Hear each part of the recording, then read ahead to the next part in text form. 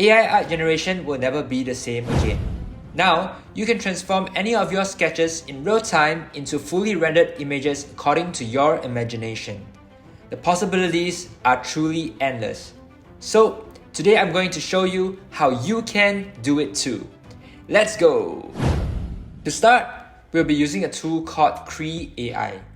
It is currently in beta and is slowly opening up waitlist spots, so you could just head there to their website and request for access. And once you have access, you can access their playground under real-time generation, which is where all the magic happens. As you can see over here, there are two sides in the interface. One on the left, which is your input, and the right, which showcases your rendered output. And at the bottom is where we can input our prompts, which would act as a filter for our generation.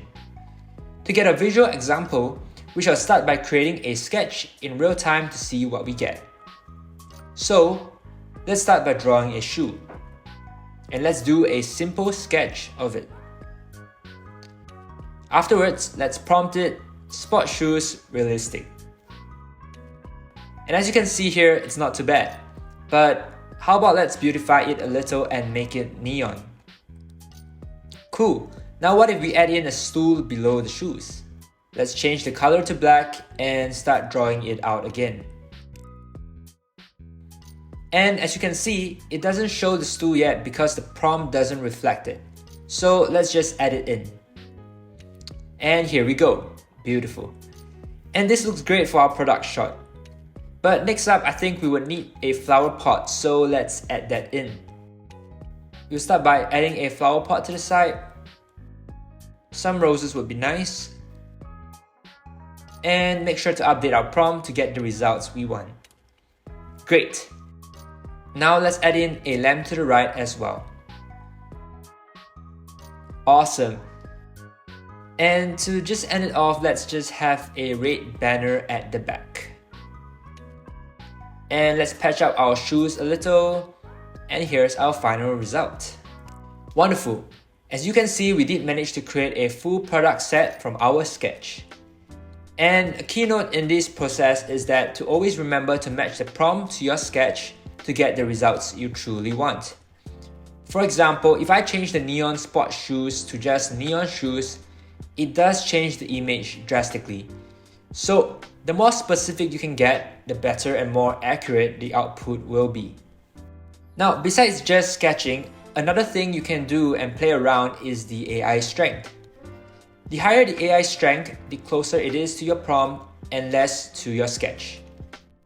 For example, if I drag it all the way to 100, it does provide me with something different from my sketch. But if I drag it down towards 0, it is closer to my sketch but further away from our prompt. So in this situation, I find 70 to be a nice sweet spot, but you can play around with this to get different results. It may work differently depending on the input, so you do have to play around with it to get the results that you want. Now, besides the AI power, you could also use the filter function on the right to create different results. For example, the first filter does transform our image into a photorealistic vintage style look, really different from what we have initially. But it's not perfect all the time, as if I click illustration, this time it does not create the image that I want. So this is where we can play around with the AI power again, lower it to get it closer to our sketch.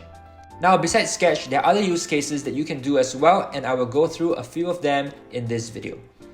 The first is transforming existing images. So for example, I could add an image of a boy. And taking this image, we can place him in the center. And once again, as you can see, without any specific prompts, it does create abstract results, which can be useful for abstract ideas, but not really what we want today. So if we want it to be closer to our image, I find it useful to always start the prompt with the description of our picture. So let's start by typing in an image of an Asian boy looking shocked, white eyes in the middle of the streets. And I would also lower the power till I get something close to what I'm looking for.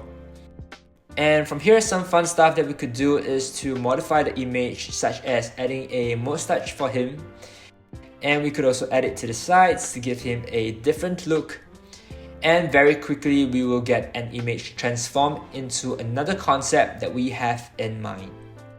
Now, besides transforming images, another potential use case is screen time or webcam, which allows you to add AI transformations in real time, which is really cool. For example, we can connect it to something like Blender to help us render our 3D images in real time. Using this cube as a simple example, we can change up the prompt to get different results. For example, we can start by transforming it into a trash can made of metal. And by shifting it around, we can see different results from different angles. Another good example could be rendering it into a cardboard box. And you sort of see the box change into a different texture in real time as well. Take a look.